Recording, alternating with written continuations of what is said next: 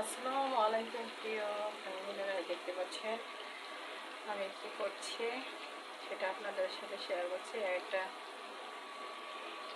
Broiler মুরগি 2 KG কিনে এনেছি, সেটাকে আমরা নিজেরা নর্মালভাবে রোস্টের মতো পাক করবো। লাল মশলা দেবো না, তার জন্য একটু ভেজে নিচ্ছি। এখানে পুরোটাই দিয়েছি, হালকা একটু ভেজে নিচ্ছি। আমি দেখাবো রান্না শেষে পুরো লুকটা দেখাবো। এখন হালকা ভেজে দিচ্ছি।